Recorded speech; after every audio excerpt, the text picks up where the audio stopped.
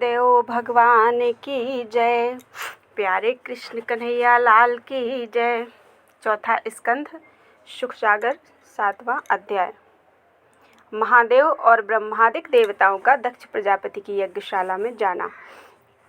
मैत्रेय जी बोले कि हे विदुर, जब कैलाश पर्वत से शिवशंकर और ब्रह्मा जी सब देवताओं और ऋषिश्वरों को साथ लेकर दक्ष प्रजापति की यज्ञशाला में गए और जो देवता आदि वीरभद्र के डर से भाग गए थे वह भी वहां पर आए, तब शिवजी ने जिन देवताओं और ऋषिश्वरों का शरीर वीरभद्र के मारने से घायल हो गया था उनको अपनी कृपा दृष्टि से अच्छा कर दिया। भृगु ऋषिश्वर की दाढ़ी के बाल बकरे की दाढ़ी लगाने से फिर उसी तरह जम गए। उस समय ब्रह्मा ने शिवजी से कहा, दक्ष प्रजापति की जो लोथ पड़ी है इसको भी जलाना चाहिए। तब महादेव जी बोले, दक्ष का सिर जो अग्निकुंड में जल गया है वह नहीं तैयार हो सकता। कहो तो यज्ञ के बकरा का सिर दक्ष के धड़ से लगाकर उसे जला दें। ब्रह्मा ने इस बात को मान लिया और शिवजी ने बकरे का सिर दक्ष प्रजापति के धड़ से लगाकर उसे जला दिया। शिव जी की कृपा से यज्ञशाला का स्थान फिर ज्यों का त्यों हो गया। दक्ष प्रजापति ने महादेव जी को देखते ही उन्हें दंडवत करके हाथ जोड़कर अधीनता से विनय किया, हे महाप्रभु, मैंने आपकी बड़ाई और महत्व न जानकर जैसी करनी आपके साथ की वैसा फल पाया। आप कृपा करके यहाँ आए व मुझे अपनी प्रभुता से फिर जिंदा किया और मुझ अज्ञानी का अपराध क्षमा किया। सच है, जिनको परमेश्वर ने महत्व दिया है वे लोग छोटे और मूर्ख मनुष्य की बात पर ध्यान नहीं देते। जितने देवता, ऋषिश्वर, गंधर्व और किन्नर आदि स्त्री व पुरुष दक्ष के यहाँ न्योता करने आए थे वे लोग भी शिव जी की वह महिमा देखकर इसी तरह स्तुति करने लगे। जब महादेव जी की आज्ञा से दक्ष प्रजापति फिर यज्ञ करने बैठे तब ब्रह्मा, महादेव और विष्णु भगवान ने सब देवताओं और ऋषिश्वरों समेत शास्त्र के अनुसार दक्ष से उस यज्ञ को संपूर्ण कराया। यज्ञ संपूर्ण होते ही अग्निकुंड से यज्ञ पुरुष भगवान चतुर्भुजी मूर्ति ने वैजंती माला, कौस्तुभ मणि और फूलों के हार गले में डाले गरुड़ पर चढ़े प्रकट होकर दर्शन दिया। उनको देखते ही जितने छोटे बड़े वहां बैठे थे उठ खड़े हुए और उस पुरुष को साष्टांग दंडवत किया। दक्ष प्रजापति हाथ जोड़कर यज्ञ भगवान से बोले, हे वैकुंठनाथ, इस यज्ञ के आरंभ में मैंने महादेव का अपमान किया था, इसलिए मेरा यज्ञ विध्वंस हो गया था। अब मेरा भाग्य उदय हुआ जो आपने दर्शन देकर मुझे कृतार्थ किया। मेरा यज्ञ आपकी कृपा से संपूर्ण हुआ। अब दया करके ऐसा वरदान दीजिए कि मुझको फिर दुर्बुद्धि न व्यापे। फिर भृगु ऋषिश्वर बोले, हे दीनानाथ, मैं ब्राह्मण और तपस्वी होने पर भी अपने क्रोध को वश में नहीं रख सका, इस कारण मुझे यह दंड मिला। आप दयालु होकर ऐसा आशीर्वाद दीजिए कि मेरा क्रोध छूट जावे, क्योंकि जब तक काम, क्रोध, मोह और लोभ अपने अधीन नहीं होते तब तक आपकी भक्ति प्राप्त नहीं होती। जब इसी तरह ब्रह्मा, महादेव, इंद्र, गंधर्व, लोकपाल, किन्नर तथा सब देवताओं और ऋषिश्वरों ने बहुत स्तुति की तब यज्ञ पुरुष ने दक्ष से कहा, तुमने यह बहुत अनुचित किया जो महादेव जी का अपमान किया। ब्रह्मा, विष्णु और महादेव तीनों देवताओं को तुम एक सा जानो। जिस निरंकार पुरुष का लोग जप करते हैं और उन अपना उत्पन्न करने वाला जानते हैं उसी के ध्यान में तुम भी लीन रहो। जब तुमको ज्ञान प्राप्त होगा, जिस समय यज्ञ पुरुष ने यह बात कही उस समय आकाश से उन पर फूलों की वर्षा हुई और सब लोगों ने जय जयकार किया। तब यज्ञ पुरुष सबको इच्छा पूर्वक वरदान देकर वैकुंठ को पधारे और ब्रह्मादिक देवता व ऋषिश्वर भी अपने अपने स्थान को चले गए।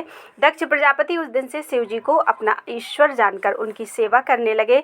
इतनी कथा सुनाकर मैत्रेय जी बोले कि हे विदुर, धर्म की मरीष्या नाम स्त्री से क्रोध, लोभ और मृत्यु आदि बहुत संतानें उत्पन्न हुई थी। उनके नाम संस्कृत भागवत में लिखे हैं। जो कोई इस अध्याय को चित्त लगाकर कहे व सुने वह सब पापों से छूटकर परम पद को पावेगा। बोलो वृंदावन बिहारी लाल की जय। 8वां अध्याय। सती का हिमाचल के यहाँ पार्वती नाम से जन्म लेना और उनका महादेव जी के साथ विवाह होना। मैत्रेय ऋषिश्वर ने कहा, हे विदुर, अब हम सती जी की कथा जिस तरह दूसरा जन्म पार्वती का महादेव लेकर महादेव जी को मिली थी वर्णन करते हैं। सती ने तन छोड़ते समय महादेव जी के चरणों का ध्यान हृदय में रखकर ऐसा प्रण किया था कि अब फिर मेरा जन्म हो तो शिव जी की सेवा में रहकर एक क्षण उनका साथ न छोड़ूंगी। सो वह तन छोड़ने के उपरांत हिमाचल पर्वत के यहाँ पार्वती नाम से जन्म लिया। जब वह सयानी हुई तब हिमाचल ने अपनी कन्या से पूछा कि तेरा विवाह किसके साथ करूं? पार्वती को अपने पिछले जन्म का हाल याद था, इसलिए वे हिमाचल से बोली कि मेरा विवाह महादेव जी के साथ कर दो। उसने कहा, शिव जी सब देवताओं के मालिक हैं, मेरी कन्या को किस तरह अंगीकार करेंगे? तब पार्वती ने उत्तर दिया कि महादेव जी के सिवा दूसरे से मैं विवाह नहीं करूंगी। वह मुझे अंगीकार करें तो मेरे पति होवे, नहीं तो मैं वन में जाकर तप करके अपना यह तन फिर छोड़ दूंगी।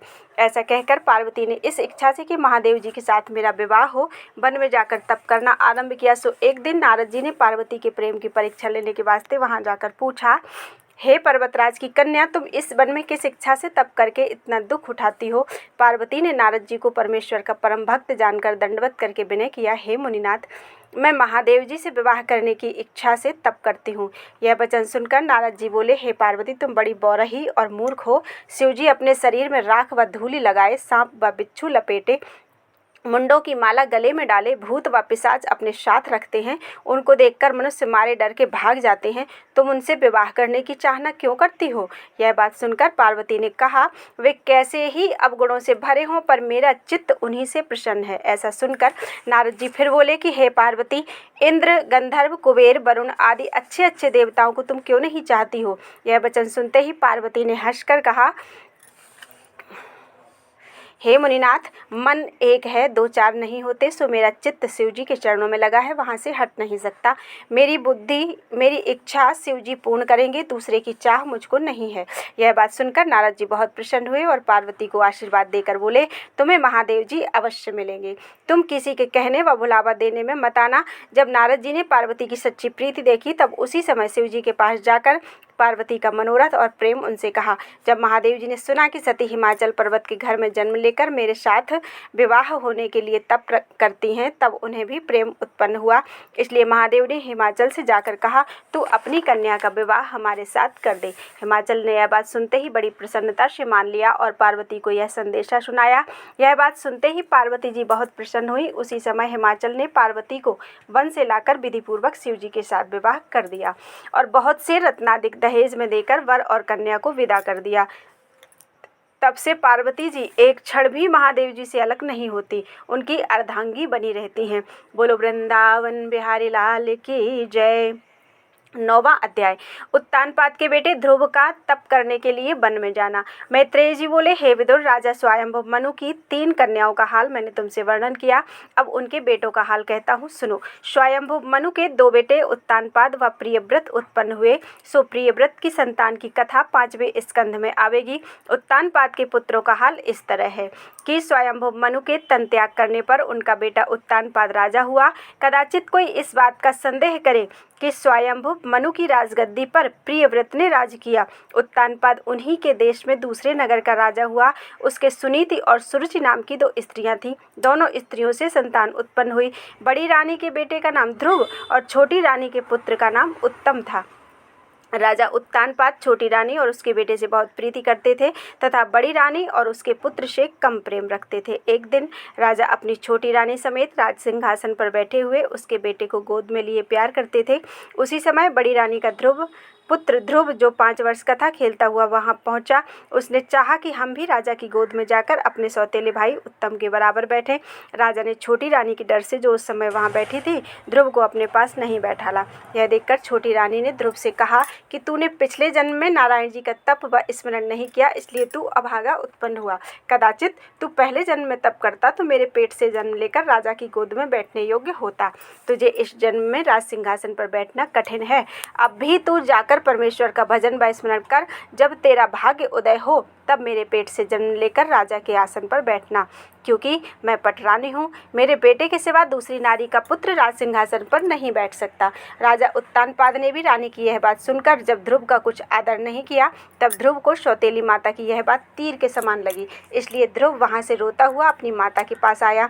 उसकी माता सुनीति ने उसे रोते हुए देखकर अपनी गोद में उठा लिया और उससे पूछा, हे बेटा, तुझको किसने मारा जो तू इतना रुदन करता है? ध्रुव को अधिक रोने से ऐसी हिचकी लग गई थी कि थोड़ी देर तक उससे बोला नहीं गया। जब उसका रोना कम हुआ तब अपनी माता से बोला कि मैं अभी राजा के पास गया था। राजा उत्तम को गोद में लिए बैठे थे, सो हमने भी चाहा कि पिता की गोद में जाकर बैठें, पर राजा ने मुझे अपनी गोद में नहीं बैठाला। तब उत्तम की माता ने मुझसे कहा कि तूने पिछले जन्म में परमेश्वर का भजन व स्मरण नहीं किया था, इसलिए प्रारब्धहीन उत्पन्न हुआ है। तू राजा की गोद में बैठने योग्य नहीं है। अब भी जाकर परमेश्वर का तप करके मेरे पेट से जन्म ले, तब राजा के आसन पर बैठना। सुनिधि यह बात सुनकर बोली, हे बेटा, राजा की छोटी रानी सच कहती है। कदाचित तू पिछले जन्म में परमेश्वर का तप किए होता तो मेरे पेट से जन्म ना लेता, इसलिए अब भी तू नारायण जी की शरण में जाकर उनका तप व स्मरण कर, तो तेरा मनोरथ पूर्ण होगा। तेरे परदादा ब्रह्मा जी से भी पहले संसार उत्पन्न करने का कठिन काम नहीं हो सका था। जब उन्होंने नारायण जी का तप व ध्यान किया, तब परमेश्वर की कृपा से उनको ज्ञान प्राप्त हुआ और ज्ञान के प्रताप से उन्होंने संसार की रचना की। तेरे दादा स्वयंभु मनु ने परमेश्वर का तप करके धर्मात्मा संतान पाया। मनुष्य का सब मनोरथ नारायण जी की कृपा से पूर्ण होता है। परमेश्वर का तप करने से तेरी कामना भी पूर्ण होगी। राजा मुझे अपनी दासी के बराबर भी नहीं समझते। जो बात मेरी सौत कहती है वही करते हैं। मैं जानती हूँ कि राजा के ना रहने पर मेरी सौत मुझे देश से निकाल देगी। यह बात सुनते ही ध्रुव ने अति लज्जित होकर नारायण जी की खोज में घर से निकलकर वन का रास्ता लिया। पर वह वन में इस बात का सोच विचार करता रहा कि मैं अज्ञानी बालक परमेश्वर का पता किस तरह पाऊंगा, जो उनकी शरण में जाकर अपनी कामना पूरी करूंगा। राह में नारद जी ने ध्रुव को देखकर मन में विचारा कि यह बालक अपनी विमाता की बातों से दुखित होकर परमेश्वर को ढूंढने निकला है, सो हम इसकी परीक्षा लेवें कि यह अपनी प्रतिज्ञा पर दृढ़ है या नहीं। ऐसा विचार कर नारद जी बोले, हे राजकुमार, तू किस लिए अपने घर से निकल आया?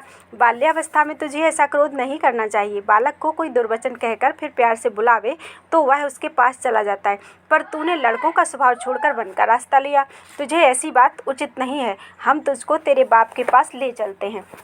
राजगद्दी या जिस वस्तु की तुझे इच्छा हो हम दिलवा देंगे, और जो तू नारायण जी को ढूंढता है सो उनका मिलना सहज मत समझना। बहुत से योगीश्वर व तपस्वी लोगों ने नारायण जी का तप व जप करके अपना शरीर जला दिया, तिस पर भी उनको नहीं पाया। तू वृथा उनको ढूंढने क्यों जाता है? हम नारद मुनि हैं, परमेश्वर के भक्त व सेवक हैं। तुझको तेरे पिता के पास ले जाकर जो कुछ हम कहेंगे, हमारी सब बातें तेरा बाप मानेगा। ध्रुव ने नारद जी का यह वचन सुनकर विचार किया, मैंने सुना था कि नारद मुनि नारायण जी के परम भक्त हैं। देखो, हम अभी नारायण जी की खोज में केवल घर से निकले हैं, सो ऐसे महात्मा व हरिभक्त का दर्शन पाया। जब मैं परमेश्वर के तप व स्मरण में लीन हो जाऊंगा, तब ना मालूम और कैसे कैसे अच्छे पदार्थ मिलेंगे। यह बात विचार कर ध्रुव ने नारद जी को दंडवत करके विनय किया, महाराज, आप नारायण जी के परम भक्त हैं, इसलिए मेरी सहायता कीजिए, जिसमें परमेश्वर के चरणों तक जल्दी पहुंच जाऊं। आपको परमेश्वर की राह पर जाने से मुझे फेरना उचित नहीं है। नारायण जी के मिलने का जो सहज मार्ग हो वह मुझे दिखला दीजिए। मैं क्षत्रिय का बेटा हूँ, अब नारायण जी का दर्शन किए बिना फिरकर अपने घर नहीं जाऊँगा। जब नारद जी ने देखा कि यह लड़का परमेश्वर की भक्ति में सच्चा है और ज्ञान सिखलाने के योग्य है, तब नारद मुनि ने ध्रुव से कहा, हे बेटा, तुझे और तेरे ज्ञान को धन्य है। हम तेरी परीक्षा लेते थे, अब तुझको नारायण जी के मिलने का मार्ग दिखलाते हैं। तू यहाँ मथुरापुरी में जाकर यमुना के किनारे, जहाँ श्री कृष्ण जी त्रिलोकीनाथ आठों पहर रहते हैं, कुश का आसन बिछाकर उत्तर मुंह बैठकर नारायण जी का ध्यान करना। नित्य यमुना जी में त्रिकाल स्नान करना। वहाँ नहाने से तेरे जन्म जन्मांतर के सब पाप छूट जाएंगे। उनका स्वरूप इस तरह का है, श्याम रंग, कमल नयन, चतुर्भुज, जड़ाऊ मुकुट पहने, मकराकृत कुंडल धारण किए, चंद्रमा की तरह शोभायमान, बैजंती माला और कौस्तुभ मणि गले में डाले, मंद मंद मुस्काते हैं। जो तुम नित्य स्नान करके आसन पर बैठकर ऐसे रूप का ध्यान मन लगाकर करोगे तो तुम नित्य स्नान करके आसन पर बैठकर ऐसे रूप का ध्यान मन लगाकर करना, और फल, दूब या जल जो कुछ मिले उसी से धूप दीप आदि कर देना। 12 अक्षर का मंत्र नारद मुनि ने ध्रुव को उपदेश करके कहा कि इसी मंत्र को जपना, भोजन कम करना, पानी थोड़ा पीना।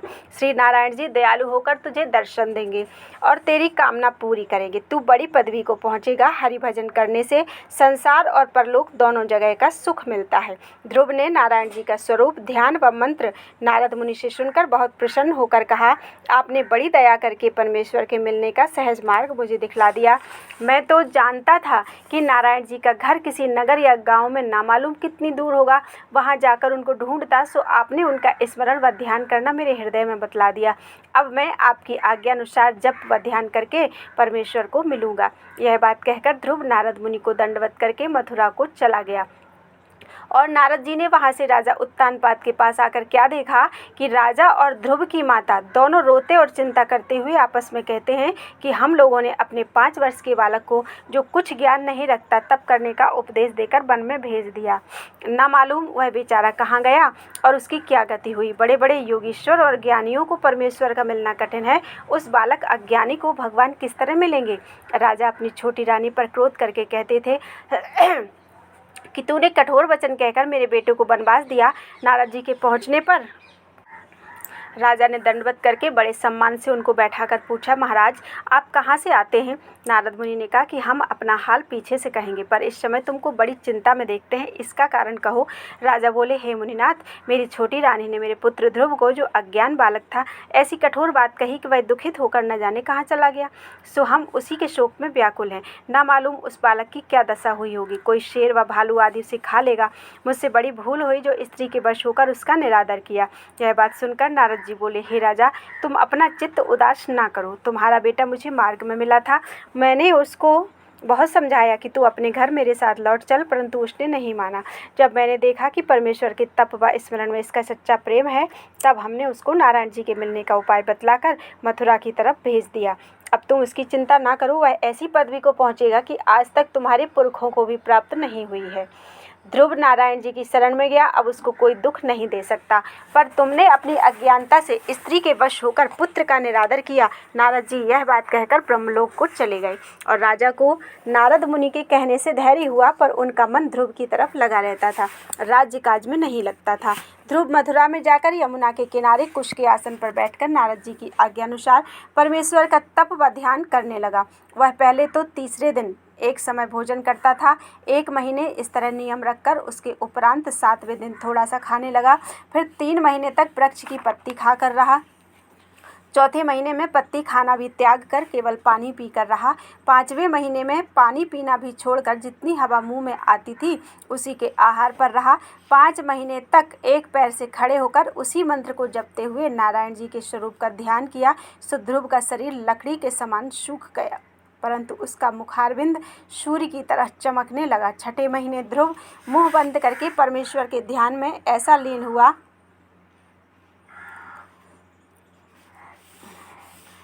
लवलीन हुआ कि उसका अंतःकरण श्याम सुंदर के स्वरूप से भर गया। श्वास लेने की जगह भी न रही। जब ध्रुव ने इस तरह तप करके अपनी श्वास को रोक लिया, तब तीनों लोकों में हवा का चलना बंद हो गया। जब पवन न चलने से सब जीव दुखी हुए, तब ब्रह्मा ने सब देवताओं समेत नारायण जी के पास जाकर विनय किया, हे त्रिलोकीनाथ, हवा बंद होने का क्या कारण है। श्याम सुंदर बोले कि ध्रुव ने अपने तप के सामर्थ्य से पवन को बांध लिया है, इसलिए यह दशा हुई। सो अब हम ध्रुव को दर्शन देकर हवा को छुड़ाए देते हैं। बोलो वृंदावन बिहारी लाल की जय। 10वां अध्याय, श्याम सुंदर का ध्रुव को नारायण रूप धारण करके दर्शन देना।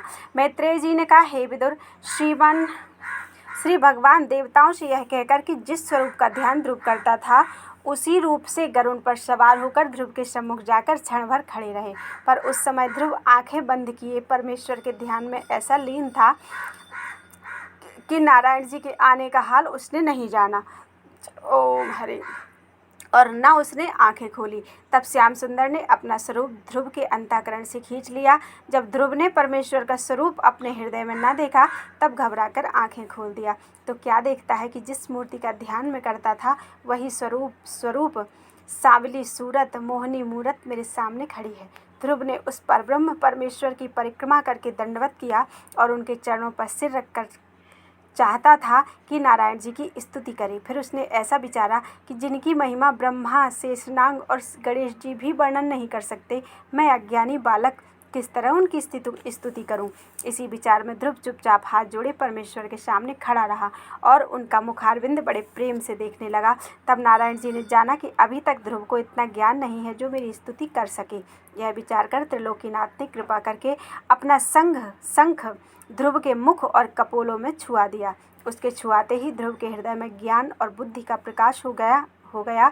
उसको सब विद्याएं याद हो गई। ध्रुव ने यह हाथ जोड़कर विनय किया, हे दीनानाथ, जब तक आपकी कृपा व दया न हो तब तक कोई आपके चरणों का दर्शन नहीं पा सकता।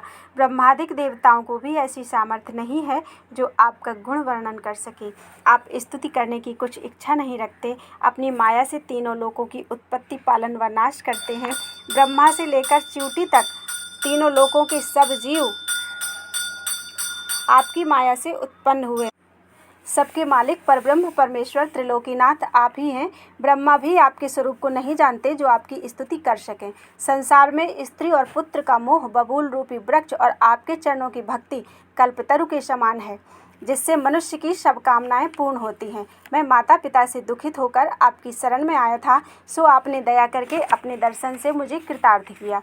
उन लोगों का बड़ा भाग्य है जो आपका निष्काम तप व जप करते हैं। आपकी दया के बिना किसी को ज्ञान प्राप्त नहीं होता। जब इस प्रकार से ध्रुव ने नारायण जी की बहुत स्तुति की, तब श्याम सुंदर बोले, हे ध्रुव, हम तुमसे बहुत प्रसन्न हुए, कुछ वरदान मांग। यह बात सुनकर ध्रुव बोला, हे दीनदयालु, जब आपके चरणों का दर्शन मैंने किया तब मुझे मांगने की को क्या बाकी रहा।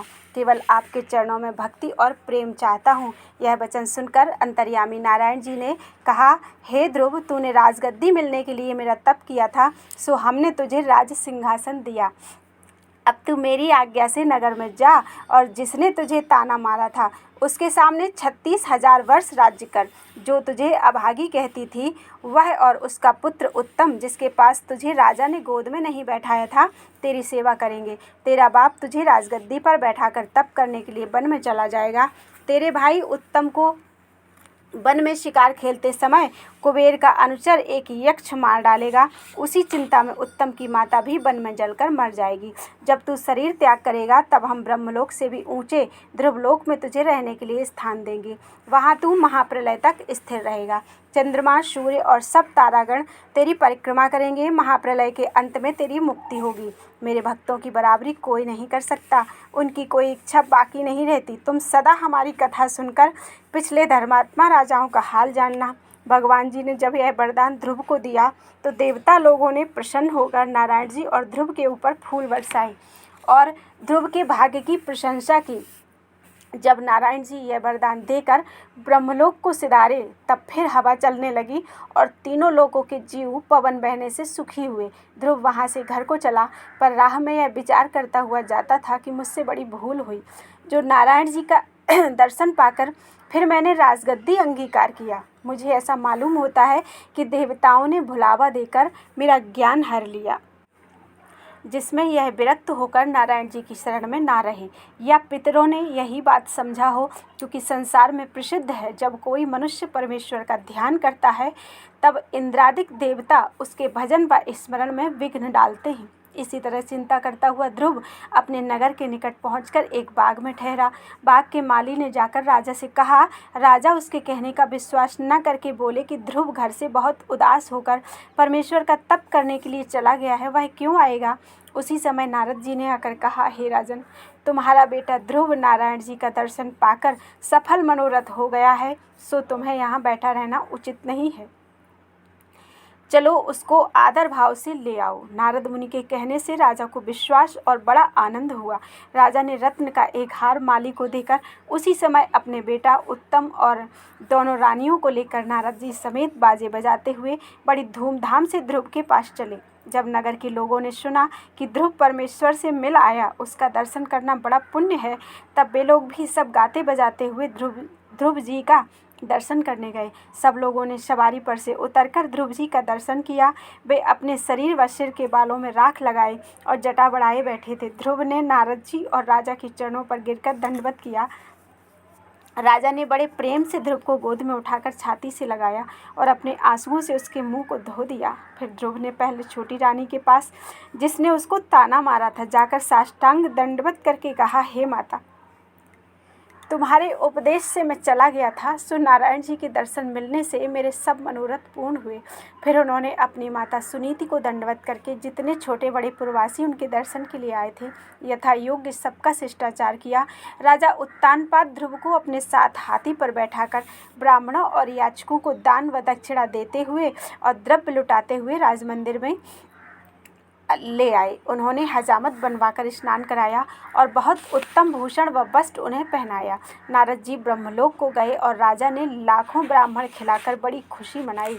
पुरवासियों ने भी अपने अपने घर आनंद मनाया। ध्रुव की माता सुनीति को परम आनंद प्राप्त हुआ।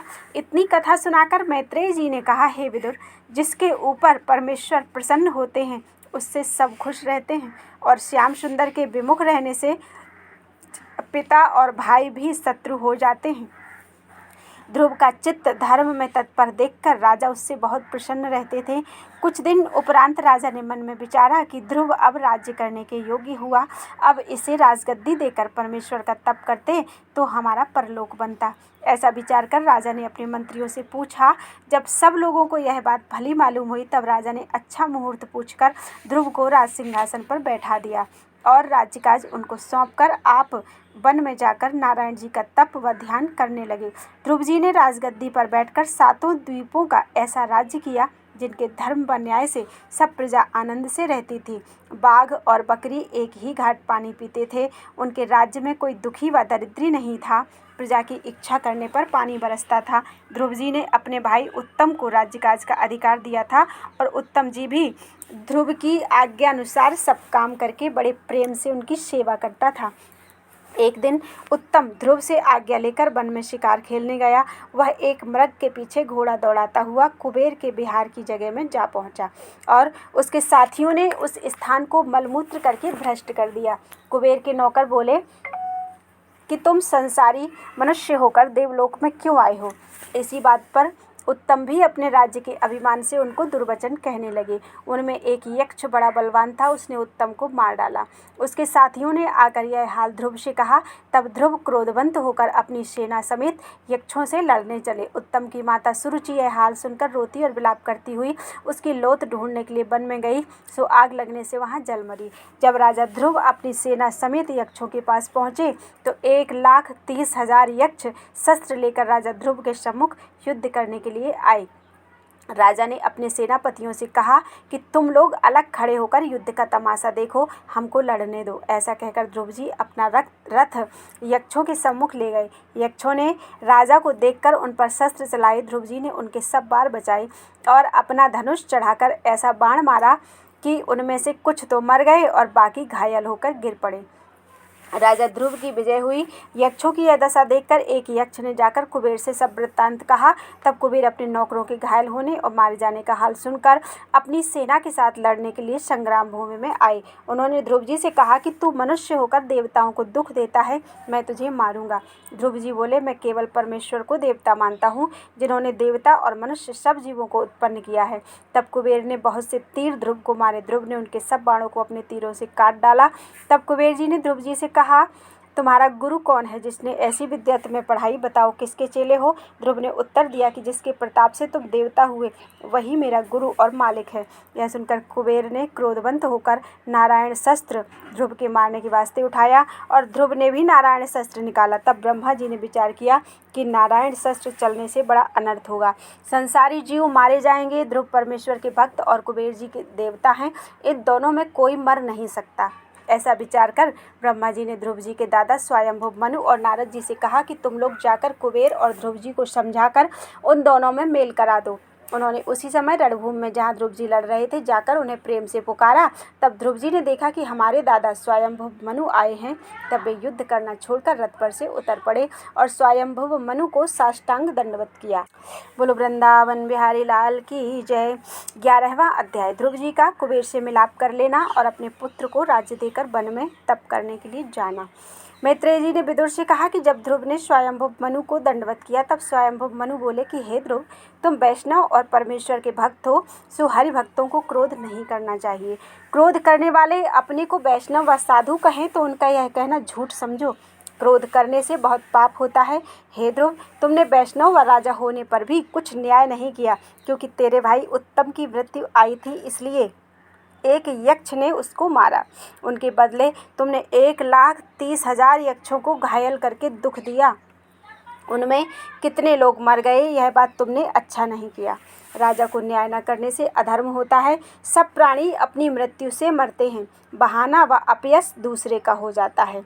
इसका एक इतिहास हम तुमसे कहते हैं, सुनो।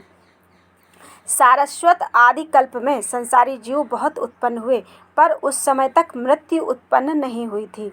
इसलिए जब पृथ्वी संसारी जीवों के बोझ से पानी में डूबने लगी, तब ब्रह्मा ने मृत्यु नाम की एक कन्या उत्पन्न करके उससे समझाकर कहा, तू संसार में जाकर बूढ़े व रोगी मनुष्यों को मार डाल। पर वह कन्या इस बात को अंगीकार न करके परमेश्वर का तप करने लगी। तब नारायण जी ने मृत्यु रूपी उस कन्या से कहा कि तू जगत में जाकर आयु बीतने के उपरांत सब जीवों को मार, तुझे कुछ अपयश ना होगा। कोई कहेगा कि तपेदिक रोग से मरा, कोई कहेगा सांप काटने से मर गया। इसी तरह अनेक प्रकार से एक दूसरे को दोष लगावेंगे। नारायण जी की बात सुनकर जब उस कन्या ने संसार में जाकर लोगों का मारना आरंभ किया, तब पृथ्वी का बोझ हल्का हुआ। तुमने परमेश्वर का भजन किया है, फिर उनकी सृष्टि को मारकर क्यों अपराध लेते हो?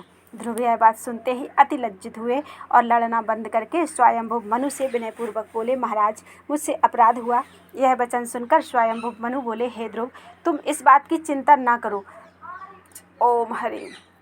इन लोगों के भाग्य में इसी तरह मरना व दुख पाना लिखा ही था। परमेश्वर की इच्छानुसार सब बातें होती हैं।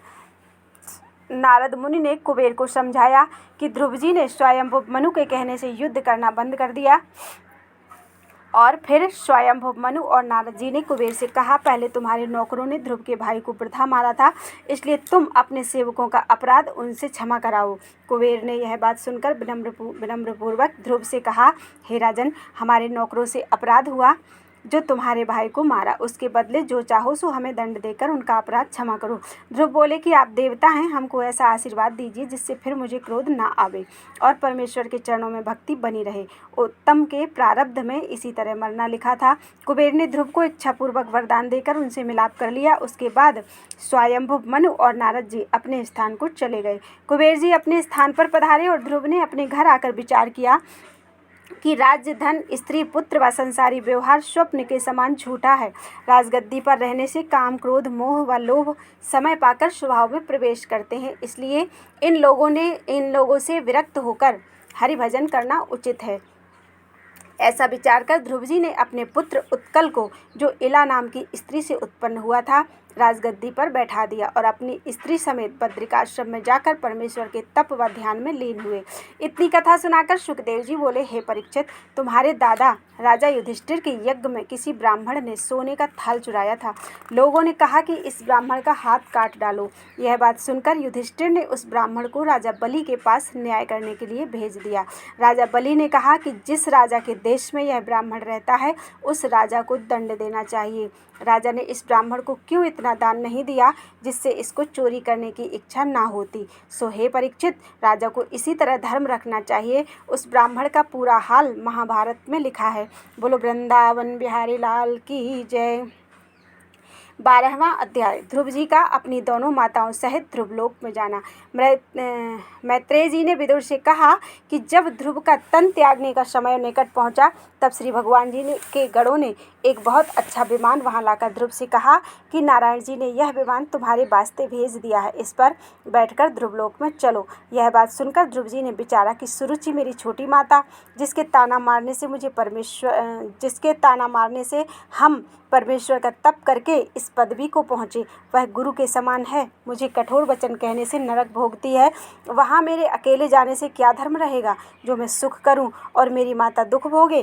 ध्रुव जी इस सोच में थे कि गण लोग उनके दिल का हाल जानकर बोले कि तुम किस चिंता में हो। ध्रुव ने कहा, जिस माता पिता के ताना मारने से मैंने यह पद पाया है, सो मैं चाहता हूँ कि नारायण जी से कहकर उनकी भी मुक्ति करावें। गण बोले कि भगवान जी ने आज्ञा दी है कि ध्रुव को उसकी दोनों माताओं समेत विमान पर बैठा कर ले आओ। सुबह दोनों तुमसे पहले वहां पहुंचेंगी। यह बात सुनते ही ध्रुव जी बड़े आनंद से अपनी स्त्री समेत दिव्य रूप होकर विमान पर चढ़कर ध्रुवलोक को चले गए। यह देखकर देवताओं ने ध्रुव जी के ऊपर फूलों की वर्षा की। नारद जी उस समय प्राचीन ब्रह्मर्षि प्रचेतों के बाप को यज्ञ कराते थे। ध्रुव जी का ध्रुव जी का विमान देखकर मारे आनंद के नाचने लगे। यज्ञ कराने के उपरांत उन्होंने ध्रुवलोक में जाकर कहा, हे ध्रुव, तेरा सब मनोरथ पूर्ण हुआ। ध्रुव ने नारद जी के चरणों पर गिरकर हाथ जोड़कर विनय किया, हे मुनिनाथ, मुझे यह सब बड़ाई आपकी दया व कृपा से मिली है। तब नारद मुनि बोले कि जैसी कृपा तुम पर नारायण जी ने किया, ऐसी अटल पदवी दूसरे को मिलना कठिन है। यह वचन कहकर नारद जी ब्रह्मलोक को चले गए। ध्रुव जी खुशी व आनंद से रहकर वहाँ सुख भोगने लगे। इतनी कथा सुनकर राजा परीक्षित ने पूछा, हे मुनिनाथ, प्रचेता लोग कौन थे, उनका हाल वर्णन कीजिए। सुखदेव जी बोले, हे राजा, जब ध्रुव जी बद्रिकाश्रम को गए तब उनके पुत्र उत्कल ने बहुत दिनों तक सातों द्वीपों का राज्य करके सब प्रजा को प्रसन्न रखा। फिर उन्होंने भी विचारा कि राज्य, धन, कुल व परिवार आदि संसारी सुख स्वप्न के समान है। जिस तरह मेरे पिता विरक्त होकर नारायण जी की शरण में जाकर कृतार्थ हुए हैं, उसी तरह मैं भी इस मायाजाल से छूटकर परमेश्वर का भजन करता तो क्या अच्छी बात थी। पर घर वाले बैराग्य लेने व घर छोड़ देने के समय मना करेंगे, इसलिए उत्तम बात यह है कि मैं अपने को बौरहों की तरफ बना लूं। जब सब जानेंगे कि यह राज्य करने के योग्य नहीं है, तब उनके हाथ से अपना प्राण छुड़ाकर मैं परमेश्वर का स्मरण व तप अच्छी तरह करूँगा। ऐसा विचार कर राजा उत्कल बौरहों की तरह बनकर बेप्रमाण बातें कहने लगा। उसकी यह दशा देखकर घर वालों ने जाना कि यह विक्षिप्त हो गया, राज्य करने योग्य नहीं है। तब सबकी सम्मति से वत्सर नामक उसके छोटे भाई को, जो ध्रुव की दूसरी स्त्री से उत्पन्न हुआ था, राज सिंहासन पर बैठाला। उत्कल बौरहों के समान घर में रहने लगा। कुछ दिनों के बाद उत्कल ने देखा कि राजगद्दी का काज चल निकला। तब उसने एक दिन घर से निकलकर वन का रास्ता लिया और वहाँ परमेश्वर के तप व ध्यान में लीन होकर अपना तन त्याग दिया। बोलो वृंदावन बिहारी लाल की जय। 13वां अध्याय। बेन का राजा अंग के यहाँ ध्रुव जी के कुल में उत्पन्न होना। सूत जी ने शौनकादिक ऋषिश्वरों से कहा कि अब हम ध्रुव के वंश का हाल, जो उसके पीछे राजा हुए थे, कहते हैं। उनके वंश में कई पीढ़ी के उपरांत अंग नाम का राजा हुआ। उसके कोई बेटा नहीं था, इसलिए उसने दुखित होकर ब्राह्मणों और ऋषिश्वरों से कहा, कोई ऐसा उपाय करो कि जिसमें मेरे लड़का उत्पन्न हो। ऋषिश्वरों ने राजा से यज्ञ करा के उसका प्रसाद राजा को देकर कहा कि तुम यह प्रसाद अपनी एक स्त्री को खिला दो। राजा ने अपनी रानी सुनीता को खिला दिया। उस प्रसाद के प्रताप से उसके लड़का हुआ। उसका नाम ब्राह्मणों ने बैन रखा। जब राजा ने उस बालक को शूद्र के समान बहुत कुरूप देखा और उसके ग्रह भी बुरे मालूम हुए, तब ब्राह्मणों से पूछा कि आज तक हमारे कुल में ऐसा कोई लड़का उत्पन्न नहीं हुआ। सब धर्मात्मा व सुंदर होते आए हैं, क्या कारण है जो यह बालक ऐसा कुरूप हुआ। ब्राह्मण बोले कि यज्ञ का प्रसाद भोजन करते समय तुम्हारी स्त्री ने मृत्यु नामक अपनी माता और अधर्म अपने पिता को याद किया था, इसलिए यह बालक अपने नाना व नानी के स्वभाव पर कुरूप व अभागी उत्पन्न हुआ। यह वचन सुनकर राजा को चिंता हुई, पर परमेश्वर की इच्छा समझकर उस बालक का पालन करने लगे। जब बैन सयाना हुआ तब शिकार खेलने के लिए वन में जाकर उन जानवरों को मारने लगा जिनका मारना अधर्म है, और राजा ने भी जिसको मारने को मना किया था। नगर के बालकों को अपने साथ स्नान कराने के लिए नदी किनारे ले जाकर पानी में डुबोकर मार डालता था। कभी वन में ले जाकर मुक्का व लात मारकर उनके प्राण ले लेता था। जब वह ऐसा अधर्म करने लगा, तब वहाँ की प्रजा ने यह हाल राजा से कहा, राजकुमार ने हमारे लड़कों को बिना अपराध मार डाला। राजा ने कई बेर प्रजा को समझा बुझा कर विदा कर दिया और अपने बेटे बेन को सब तरह से समझाया, पर वह राजा का कहना न मानकर अधिक उपद्रव करने लगा। तब एक दिन फिर उस नगर की प्रजा ने जाकर राजा से कहा कि हे पृथ्वीनाथ, हम ऐसी अनीति होने से आपके देश में नहीं रह सकते। जब राजा ने प्रजा को अत्यंत दुखी देखा, तब बैन को बहुत डांट कर समझाया कि तू प्रजा को दुख मत दे। इस पर भी वह न मानकर रोता रोता अपनी माता के पास जाकर कहने लगा कि राजा वृथा मुझे धमकाते हैं, मेरा कुछ आदर नहीं करते, इसलिए मैं घर से निकल जाऊंगा। उसकी माता सुनीता भी अधर्मिणी थी। इस कारण वह बेन की बात सुनकर बोली, हे बेटा, तेरे बाप की बुद्धि बूढ़े होने से मारी गई है। उसको बकने दे, तेरा जैसा दिल चाहे वैसा कर। सुनीता इस तरह अपने पुत्र को धैर्य देकर जब उसके बदले अपने पति से झगड़ा करने लगी, तब राजा ने दुखित होकर विचारा कि मैं पृथ्वीपति हूँ, सब राजा मेरे अधीन हैं, मैं चाहूँ तो बेन को उसकी माता समेत अपने देश से निकाल दूँ, पर इसमें भी मेरी हंसी होगी। मनुष्य स्त्री पुत्र के मोह में फंसा रहकर परलोक की सोच नहीं करता, सो वही लोग भली बात समझाने से बुरा मानते हैं। सो मैं किस वास्ते अपना जन्म अकारत खोऊं। मेरे पिछले जन्म का पाप उदय हुआ, जो ऐसे अधर्मी बेटे ने मेरे यहाँ जन्म लिया। उसके पाप करने से मैं भी नरक भोगूंगा। जिसकी माता धर्म अधर्म का विचार नहीं करती, उसका बेटा पापी क्यों न हो। ऐसे अधर्मियों की संगति में रहना नहीं चाहिए। कुसंग में रहने से सुख नहीं मिलता, इसलिए वन में जाकर परमेश्वर का स्मरण व तप करना उत्तम है।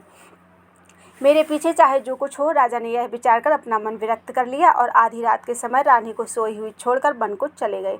वहाँ परमेश्वर के तप व ध्यान में लीन हुए। उस दिन राजा के निकल जाने के हाल किसी ने नहीं जाना। बोलो वृंदावन बिहारी लाल की जय। ओम हरि। 14वां अध्याय, बेन का राजगद्दी पर बैठना और ऋषिश्वरों को हरिभजन करने से वर्जना। मैत्रेय जी ने विदुर से कहा कि जब राजा अंग बिना कहे रात को वन में चले गए, तब प्रातःकाल मंत्रियों को यह समाचार सुनकर बड़ा खेद हुआ और बहुत ढूंढने पर भी उनका कहीं पता नहीं लगा। राजा के बिना उस देश में चोर और ठग उपद्रव करने लगे। जब ब्राह्मणों और ऋषिश्वरों ने प्रजा को दुखी देखा और दूसरे किसी को राजा अंग के बस में न पाया, तब लाचार होकर आपस में सम्मति करके बेन को राजगद्दी पर बैठाला। बेन ने राज सिंहासन पर बैठते ही डाकुओं और चोरों को पकड़कर मारना आरंभ कर दिया। उसके राज्य में चोर व डाकू का नाम भी बाकी न रह गया। अधर्म करने वाले उसका राज्य छोड़कर ऐसे भाग गए जैसे सांप के डर से चूहे भाग जाते हैं। जो राजा अपने देश का पैसा अंग को नहीं देते थे, वे लोग भी राजा बेन की आज्ञा का पालन करने लगे। जब बेन 7 द्वीपों का ऐसा प्रतापी राजा हुआ कि जिसका सामना करने वाला कोई दूसरा संसार में ना रहा, तब उसने राज्य और धन के अभिमान से अंधा होकर यह विचारा कि दूसरे देवता के नाम पर यज्ञ दान जप तप आदि किसी को नहीं करना चाहिए। देवता और पितर की जगह पर हमारी पूजा होनी चाहिए, क्योंकि सबको भोजन देकर मैं पालन करता हूँ। ऐसा विचार कर वह परमेश्वर को भूल गया और उसने अपने राज्य भर में ढिंढोरा पिटवा दिया कि कोई भी मनुष्य यज्ञ पूजा श्राद्ध होम व दान आदि परमेश्वर तथा अन्य देवताओं व पितरों के नाम पर ना करे। जिसको जो कुछ करना हो वह मेरे नाम पर किया करे। जो कोई ऐसा नहीं करेगा उसको हम दंड देवेंगे। इस तरह ढिंढोरा पिटवाने के उपरांत राजा बेन अपनी सेना के साथ लेकर दूसरे राजाओं के देश में दिग्विजय के लिए चला। जब वह वहां पहुंचता था, वहां के राजा अनेक प्रकार की वस्तुएं भेंट देकर उससे मिलते थे। तब राजा बेन उससे कहता था कि तुम हमारी आज्ञा मानो और अपने राज्य भर में ऐसा उपदेश करो कि कोई मनुष्य यज्ञ दान जप तप आदि किसी देवता के नाम पर ना करे। जिसको करना हो वह हमारी पूजा करे। वे सब राजा अपने प्राण व धन के भय से उसकी आज्ञा मान लेते थे। जब राजा बेन के डर से 7 द्वीपों में यज्ञ और दान आदि शुभ कर्म करना छोड़ दिया, तब अधर्म और पाप का अधिकार होने से ब्राह्मणों और ऋषिश्वरों का कर्म व धर्म छूटने लगा। जब भृगु और वशिष्ठ आदि ऋषिश्वरों ने इस तरह राजा बेन का अधर्म देखा और अपने जप व पूजा में विघ्न समझा, तब सरस्वती के किनारे बैठकर आपस में यह विचार किया कि जिस देश में राजा नहीं रहता, वहाँ की प्रजा मनमाना पाप करती है। चोर आदि अधर्मी लोग सबको दुख देते हैं।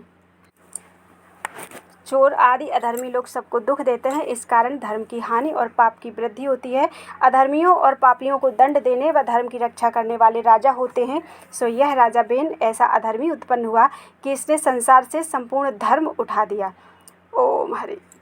इसका क्या उपाय करना चाहिए, ऐसा विचार कर ऋषिश्वरों ने आपस में कहा कि हम लोगों ने उसको राज सिंहासन पर बैठाया है, इसलिए एक बेर चलकर उसे समझाना चाहिए। कदाचित हमारे वर्जने से उसने अधर्म करना छोड़ दिया तो अच्छी बात है, नहीं तो कोई और उपाय करेंगे। यह सम्मति करके भृगु और वशिष्ठ आदि बहुत से ऋषिश्वर व ब्राह्मण इकट्ठे होकर राजमंदिर पर गए। जब राजा ने दंडवत करके उनको बैठाया, तब ऋषिश्वर बोले, हे राजन, हम तुझे एक बात समझाने आए हैं, उसको अंगीकार करने में तेरा कल्याण है, नहीं तो नष्ट हो जाएगा। राजा ने पूछा कि वह कौन सी बात है, कहो। तब ऋषिश्वरों ने कहा, हे राजन, हम लोगों को तुम यज्ञ व तप आदि करने से क्यों मना करते हो? संसारी मनुष्यों को शुभ कर्म करने से मना करके कहते हो कि देवता और पितरों की जगह हमारी पूजा करो। यह बात किसी को अच्छी नहीं लगती। हम लोगों का यही धर्म है कि यज्ञ होम और नारायण जी का ध्यान किया करें।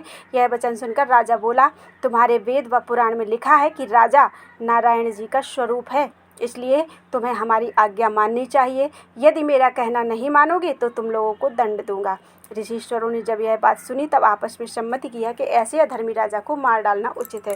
ऐसा विचार कर किसी ऋषीश्वर ने कुश और किसी ने जल हाथ में लेकर कुछ मंत्र पढ़कर ऐसा शाप दिया कि राजा बेन उसी समय मर गया और ऋषीश्वर लोग अपने अपने स्थान पर चले गए। बेन की माता सुनीता ने यह हाल सुनकर बहुत विलाप किया और इस विचार से कि उसकी लोथ नहीं जलाई कि ऋषीश्वरों और ब्राह्मणों को सब सामर्थ्य है, कदाचित पीछे से प्रसन्न होकर इसे फिर जला दें। इसी आशा से उसकी आंतें निकलवाकर उसका पेट धुलवा डाला और मसाला भरवाकर उसकी लोथ तेल में रख छोड़ी, जिसमें गले सड़े नहीं। बेन के मरने के उपरांत फिर यज्ञ और होम आदि शुभ कर्म संसार में होने लगे, पर राजा के न रहने से चोर व ठग फिर प्रजा को दुख देने लगे।